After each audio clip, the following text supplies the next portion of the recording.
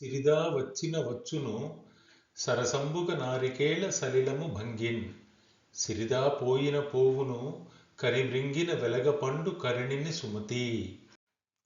ఎవరికైనా సరే సంపదలు ఏ విధంగా వస్తాయో ఎవ్వరికీ తెలియదు. ఎలాగంటే కొబ్బరికాయలోకి తీయటి నీళ్లు ఎక్కడి నుంచి ప్రవేశిస్తాయో ఇప్పటికీ ఎవ్వరికీ తెలియదు.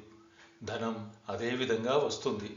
అలాగే వెలగబండులో ఉన్న గుజ్జు మాయమైపోయి కాయ మాత్రం చక్కగా ఉంటుంది.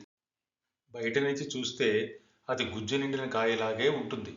ఎక్కడా రంధ్రం కానీ పుచ్చు కానీ ఉండదు. అయితే అందులోకి కరి అనే ఒక రకమైన పురుగు చేరి లోపల ఉన్న గుజ్జు తినేసి వెళ్ళిపోతుందని పెద్దలు చెప్తారు.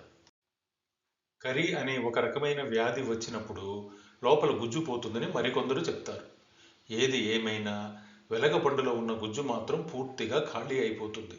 అదేవిధంగా ఒక వ్యక్తి దగ్గర నుంచి ధనం కూడా అలాగే వెళ్ళిపోతుంది. ఇందులో బద్దెన లోకంలో ఉన్న వాస్తవాన్ని తీసుకుని ధనం ఎలా వచ్చిపోతుందో వివరించాడు. నా ప్రజెంటేషను ఈ కంటెంట్ మీకు నచ్చితే లైక్ చేసి సబ్స్క్రైబ్ చేసుకోండి. అదేవిధంగా ఈ పద్యము దాని భావము మీకు నచ్చితే నలుగురికి షేర్ చేయండి. నమస్తే.